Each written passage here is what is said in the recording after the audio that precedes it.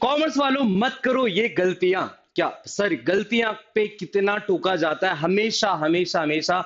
घर वाले बोल रहे हैं ऐसा मत करो, स्कूल के टीचर्स बोल रहे हैं सर ऐसा मत करो। सर आप फिर आ गए यहां पर और आप बोल रहे हो अब गलतियां मत करो। भाई भाई भाई भाई, मैं यहां पर पॉजिटिव वे में आपको समझाने आया हूं कि हमारे से बहुत सारी मिस्टेक्स होती है जिनके बारे में हमें शायद तब पता चलता है जब शायद उस मिस्टेक को सुधारने का टाइम निकल चुका होता है। तो मैं यहां पर आ चुका हूं दोस्तों आप लोग के साथ में और बात करने कि अगर आप भी कॉमर्स एस्पिरेंट हो एंड आप अपने बोर्ड एग्जामिनेशन सीयूटी एग्जामिनेशन की प्रिपरेशन कर रहे हो, तो कहीं ना कहीं कुछ चीजें मैं आप लोग को यहाँ पे बताऊंगा जो गलतियां आपसे हो रही है और आपको पता नहीं है, बट उस गलतियों को आज ही सुधारना है ताकि वो आपके किसी भी लाइक मार्क्स में या वेटेज जो भी आ रही है चीजें एग्जामिनेशन प्रिपरेशन जर्नी में कहीं भी किसी तरह से नेगेटिव ना बन जाए। सो चलिए बात करते हैं कौन कौन सी मिस्टेक्स को आज हमें अवॉइड करना चाहिए। सबसे पहले मिस्टेक 1 की बात मैं यहां पे करूंगा कि एनसीईआरटी को इग्नोर करना। मैक्सिमम बच्चे आज आप मुझसे रिलेट करोगे, आप भी ये बता दो कमेंट सेक्शन के अंदर कि इस बात से आप रिलेट करते हो कि नहीं कि सर हाँ हम ये गलतियां कर रहे हैं, अभी तक हमें पता तक नहीं है एनसीईआरटी क्या होता है, अभी तक हमने एनसीईआरटी को डाउनलोड तक नहीं किया, अभी तक हमने एनसीईआरटी की बुक्स तक मंगाई नहीं है,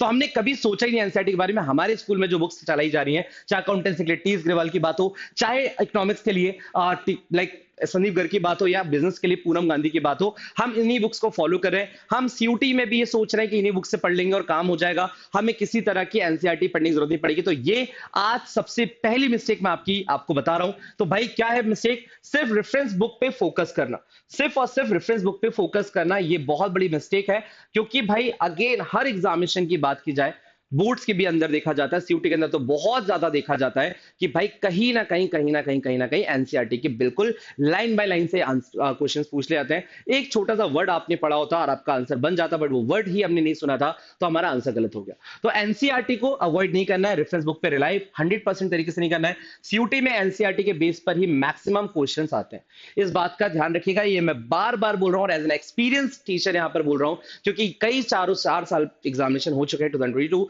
23, 24, 25, 4 साल में कई शिफ्ट में पेपर हो चुका है और इन सारे शिफ्ट के पेपर को एनालाइज करके स्टडी करके ये बात मैं बहुत ज्यादा बहुत बहुत बहुत एग्रेसिवली बहुत कॉन्फिडेंटली ये बात मैं बोल सकता हूं कि बिना एनसीईआरटी के सीयूटी में स्ट्रगल होता है, कहीं ना कहीं आपके फुल मार्क्स नहीं आते हैं। सो अगेन बच्चा, सीयूटी में एनसीईआरटी के बेस पर ही मैक्सिमम क्वेश्चंस आते हैं। देन टिप क्या देना चाहूंगा, पहले एनसीईआरटी लाइन बाय लाइन फिर रेफरेंस बुक। तो यहां पर एक चीज ध्यान रखिएगा बच्चा कि पहले और बाद में, मैं यहाँ पर टिप में थोड़ा सा चेंजेस भी करूंगा कि कहीं ना कहीं वी कैन से दैट कि भाई आप रेफरेंस बुक से पढ़ते आते हो बोर्ड्स में, बट जब आप सीयूटी के लिए अपनी प्रिपरेशन को कन्वर्ट करते हो, थोड़ी सी डाइवर्ट करते हो, तो वहां पर एनसीईआरटी पहले रख लो। आप कोई भी चैप्टर पढ़ने जा रहे हो आपके पास एनसीईआरटी सामने होना चाहिए, आप एनसीईआरटी को एक बार रीड कर लो फिर कॉन्सेप्ट बिल्ड कर लो। अगेन इसको वाइस वर्सा भी कर सकते हो, कोई टेंशन वाली बात नहीं, बस ये ध्यान रहे कि एक चैप्टर को आप कंप्लीट तब मानो, जैसे मैं अगर कोई चैप्टर की बात करूं, कोई भी चैप्टर में उठा लूं, मैं बोलूंगा भाई कि चलो ठीक है मैंने मनी एंड बैंकिंग उठा लिया इकोनॉमिक्स के अंदर, तो अब मनी एंड बैंकिंग मैंने उठा लिया। अब मनी एंड बैंकिंग में मेरे पास 2 थॉट्स हैं।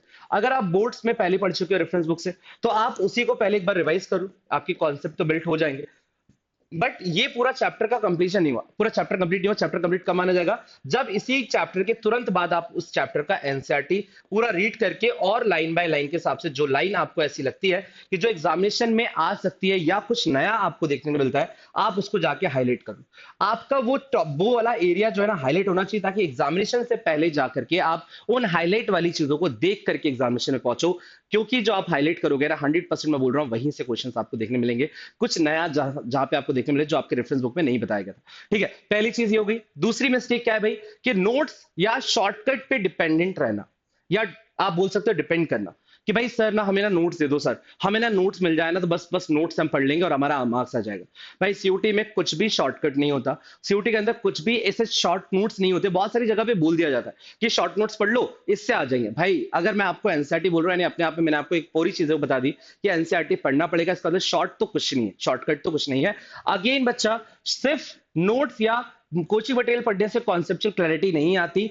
आपको ये ध्यान रखना है एप्लीकेशन बेस्ड क्वेश्चंस में गलती होती है, जहां पर केस स्टडीज आ जाती हैं, जहां पर टेक्निकल क्वेश्चंस आ जाते हैं, जहां पे ग्राफ बेस्ड क्वेश्चंस आ जाते हैं, तो यहां पर आपके नोट्स वर्क नहीं करते, आपकी अंडरस्टैंडिंग बहुत इंपॉर्टेंट होती है।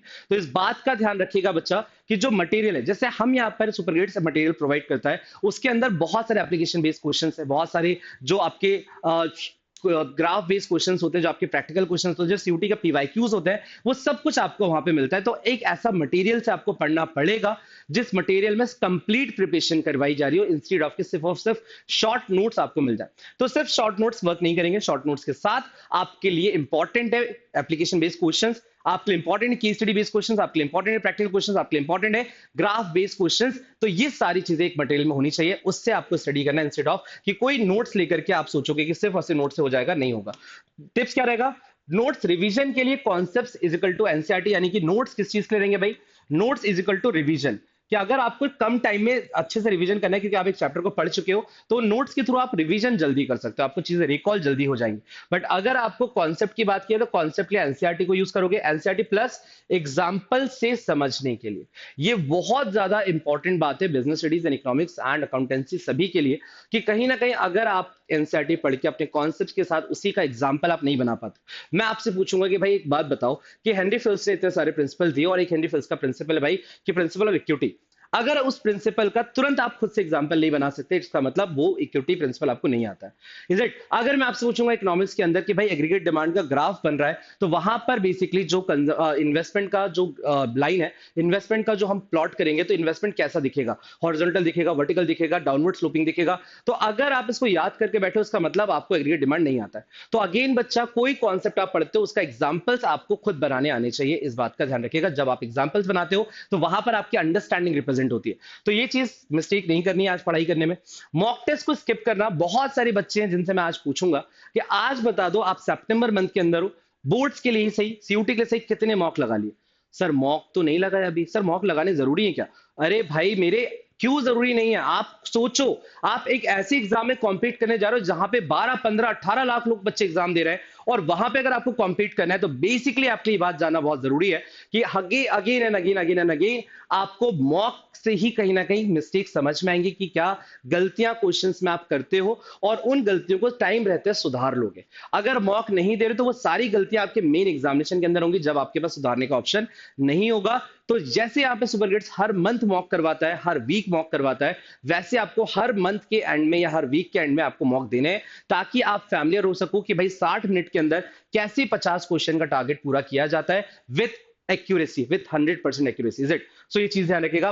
बहुत स्टूडेंट मॉक टेस्ट को लास्ट मंथ के लिए छोड़ देते हैं, एंड रिजल्ट के टाइम मैनेजमेंट का इशू एंड एग्जाम प्रेशर, कि रिजल्ट एग्जाम में बहुत ज्यादा सीयूटी का प्रेशर होता है भाई, कि सीयूटी एग्जाम में हम बैठे हैं, अब हमें लग रहा है 60 मिनट के अंदर पेपर करना है, 50 क्वेश्चन करने हैं, अगर प्रेशर हो गया 10 क्वेश्चन गलत हो जाएंगे या छूट जाएंगे, और टाइम मैनेज नहीं कर पाओगे। ये चीज आप लोग अगर मॉक देते आओगे तो इन चीजों से बचोगे, इस अनसर्टिनिटी से। ओके, देन हर वीक एक मॉक टेस्ट दो और अपना स्कोर एनालाइज करो, ये बहुत जरूरी है। कि अगर आप हर वीक मॉक नहीं देते हो, हर मंथ मॉक नहीं देते हो, तो कहीं ना कहीं बच्चा आप अपने आप को एनालाइज ही नहीं कर पा रहे हो, आप देख ही नहीं पा रहे हो अपने आप को कि मैं सही कर रहा हूं या गलत कर रहा हूं। और अगर ये आपको नहीं पता चलेगा तो कभी भी आप अपने अंदर चेंजेस नहीं लेके आओगे, जो चेंजेस की जरूरत है बहुत जल्दी, इज इट? तो ये चीज आपको ध्यान रखनी है। नेक्स्ट अगर हम बात करें, सिर्फ स्ट्रॉन्ग सब्जेक्ट पे फोकस। अब प्रॉब्लम हमारी क्या है? हम तो स्टूडेंट हैं, हम तो कॉमर्स वाले, हम तो बहुत अच्छे हैं, हमें तो बहुत सारा पढ़ना अच्छा लगता है, बट अगेन आप खुद से अपने आप से ये सवाल पूछो कि क्या आप भी अपने आप को इस कैटेगरी में रखते हो कि जो सब्जेक्ट आपका बहुत ज्यादा फेवरेट है, बहुत ज्यादा मजा आता है, किसी को अकाउंटेंसी करने में बहुत मजा आता है, किसी को इकोनॉमिक्स पढ़ने में बहुत मजा आता है, किसी को बिजनेस स्टडीज पढ़ने में बहुत मजा आता है, बट बच्चा, वी कैन से दैट कि ये प्रॉब्लम कहीं ना कहीं आपके लिए बाद में नेगेटिव बन जाती है। आज तो आप अपने इंपॉर्टेंट आपके फेवरेट सब्जेक्ट पे फोकस कर लेते हो, बट बाद में कहीं ना कहीं वो फोकस होने की वजह से आपके जो चैप्टर वीक थे या जो सब्जेक्ट वीक था वो वीक ही रह जाता है, आपने उसके लिए कुछ एक्स्ट्रा एफर्ट्स निकाले। तो भाई अकाउंटेंसी इकोनॉमिक्स है तो वही पढ़ते रहते हो, जब बिजनेस स्टडीज या एप्टीट्यूड वीक रह जाता है, या बिजनेस स्टडीज की बात करो या कोई भी हो सकता है वो सब्जेक्ट, आपको आज ही ये फाइंड आउट करना है कि आपकी स्ट्रेंथ कौन सा सब्जेक्ट है, आपका वीकनेस सब्जेक्ट, वीक वाला कौन सब्जेक्ट है। और वीक पे भी जो वीक सब्जेक्ट है उस पर भी आप लोग आज से फोकस करना चालू करो, समझो कि वो क्यों वीक है, क्या वो पढ़ने मजा नहीं आ रहा, क्या एक्साइटमेंट नहीं हो रही, क्या इंटरेस्टिंग नहीं लगता सब्जेक्ट, तो आपको वो फाइंड आउट करके उस पर भी टाइम देना चालू करना है, ठीक है?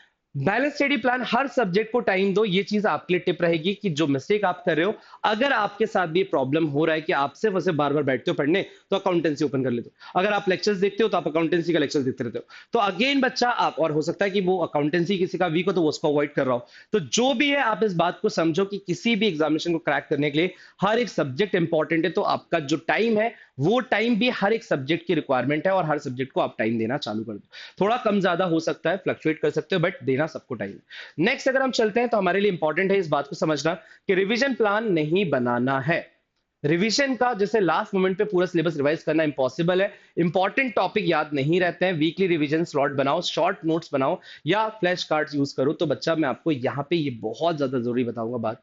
सब लोग सोचते हैं कि रिवीजन हम एंड में कर लेंगे, जब वो प्री बोर्ड आएगा ना उससे पहले जब टाइम बचेगा ना उसमें हम रिवीजन कर लेंगे। नहीं होता बच्चा। मैं हमेशा एक बात बोलता हूं कि जब एक चैप्टर कंप्लीट करो, एक चैप्टर कंप्लीट करो, दो चैप्टर कंप्लीट करो, चार चैप्टर कंप्लीट करो, वीक के एंड में या 15 दिन के अंदर वो चारों चैप्टर को एक दिन मैराथन के रूप में कंप्लीट करो। मैराथन का मतलब क्या होता है कि आज दिन भर का पूरा टाइम इन चारों चैप्टर को रिवीजन में डालना है। आप कुछ नया नहीं पढ़ना है। जो चार चैप्टर अभी पढ़े हैं 15 दिन के अंदर, आज के दिन में इस पूरे 15 चैप्टर को समेटना है, कंबाइनली माइंड में रखना है।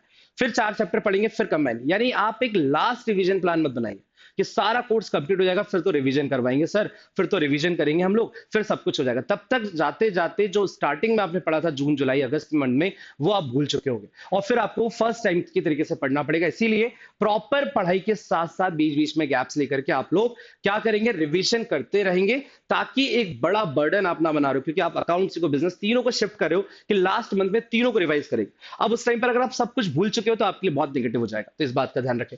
नेक्स्ट चलते हैं बच्चा, नेगेटिव मार्किंग को लाइट नहीं लेना है। तो भाई ये ध्यान रखिएगा, गैस करने की हैबिट है, स्कोर कम हो जाता है। ये बहुत लोगों की प्रॉब्लम है।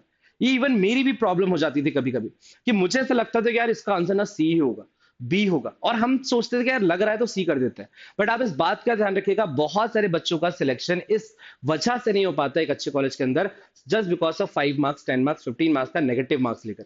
क्योंकि जो क्वेश्चन आपको आपने तुक्का मारा है, आपने गैसिंग किया हुआ है, तो हो सकता है वो क्वेश्चन अगर गलत होता है तो 5 नंबर तो वैसे जो मिल सकते थे वो नहीं मिले, वो एक चीज हो गई। एक नंबर कट और गया, यानी कि और नेगेटिव हो गया।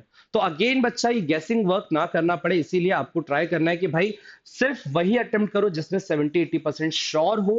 अदरवाइज 100% श्योर हो तो कोई बात ही नहीं है, बट जिसमें आपको लग रहा है कि 30-70%, मतलब 30% श्योर है, 70% अनश्योर है, या 40-60, ऐसे क्वेश्चंस को आप लोग अवॉइड करना ज्यादा बेटर है। बिकॉज ये हर क्वेश्चन में लगेगा 30% 40%, तो हर क्वेश्चन में लगेगा जो आप सोच रहे हो वही सही है। बट अगेन बच्चा, जब तक 60-70% श्योर नहीं हो, जब तक एक कोई एग्जाम्पल, कोई ऐसा रेफरेंस नहीं मिल रहा आपके माइंड में इस क्वेश्चन के आंसर को मार्क करने का, तब तक प्लीज आंसर मार्क ना करें। ठीक है, जितने ज्यादा आंसर मार्क करोगे, ऐसा नहीं है कि सीयूटी के अंदर पूरे 50 कर दोगे तो कोई ना कोई तो सही हो ही जाएंगे, ऐसा वाला थॉट मत रखिएगा। लास्ट में जब रिजल्ट आता है पता चलता है बहुत सारे क्वेश्चन आपके गलत हो गए। ठीक है, देन बच्चा अपन चलते हैं लास्ट में एक चीज बोलते हुए कि सिर्फ सीयूटी में सिलेक्शन पढ़ने से नहीं, पढ़ने से नहीं, सही तरीके से पढ़ने से होता है। अगर आप सोचोगे कि भाई पढ़ तो रहा हूं सर, मैं सुबह भी पढ़ता हूं, रात में पढ़ता हूं, मेरे दोस्तों से ज्यादा पढ़ता हूं, अरे भाई पढ़ने से नहीं होगा, सही तरीके से पढ़ने से होगा। और वो सही तरीका क्या होगा, इन मिस्टेक्स को आज से ही रिमूव करना करना चालू कर दो और जल्द से जल्द इन मिस्टेक्स को रिमूव करो। जब तक ये मिस्टेक्स आपके साथ चलती रहेंगी, कहीं ना कहीं आप जिस चीज पे जितना आगे बढ़ सकते थे वहां तक आगे नहीं बढ़ पाओगे। यानी avoid these mistakes, higher score plus better confidence. जैसे से मिस्टेक्स आपके रिमूव हो जाएंगे, आपका कॉन्फिडेंस बिल्ड होगा, स्कोर बेटर होता जाएगा। तो ये सारी चीजें आप लोग को ध्यान रखनी है बच्चों। सो ऑल दो इन्हीं सारी बातों के साथ फिलहाल मैं अभी यहां से अलविदा ले रहा हूं, बट इस प्रॉमिस के साथ कि आगे फिर आऊंगा और ऐसे इंपॉर्टेंट थॉट पे बात करने जो आपको कहीं ना कहीं आज आपके माइंड में आपको कंफ्यूज कर रहे हैं, आपको परेशान कर रहे हैं। तो ये सारी चीजें आपको देखने मिलेंगी अपकमिंग डेज के अंदर। बहुत सारे सेशंस आने वाले हैं जो आपकी सारी प्रॉब्लम्स को दूर करने वाले हैं। ठीक है, सो यहां पर बच्चा आपको क्या करना है, ये सारे सेशंस का पार्ट आप कैसे बन सकते हो, तो you have to subscribe the channel and बच्चा सीयूटी के प्रिपरेशन के लिए आपको सुपर ग्रेड्स के ऑफिशियल टेलीग्राम चैनल को ज्वाइन करना चाहिए। एंड वो कहां से कर सकते हो, डिस्क्रिप्शन में लिंक अवेलेबल है, फटाफट जाकर के अभी जाके ऑफिशियल टेलीग्राम चैनल को ज्वाइन कर लीजिए। और साथ ही साथ में बच्चा एक और इंपॉर्टेंट बात कि इस इंपॉर्टेंट सेशन को अपने दोस्तों के साथ शेयर करो, बिकॉज ये जो बात आपने सुनी है समझी, ये उनको भी समझना सुनना बहुत ज्यादा जरूरी है। चलिए, सो ऑल दो इन्हीं सारी बातों के साथ फिलहाल we are going to conclude this session. मिलते हैं नेक्स्ट सेशन के अंदर इसी तरीके के बहुत सारी इंपॉर्टेंट बातों पे। एंड अभी के लिए नहीं, thank you so much, take care.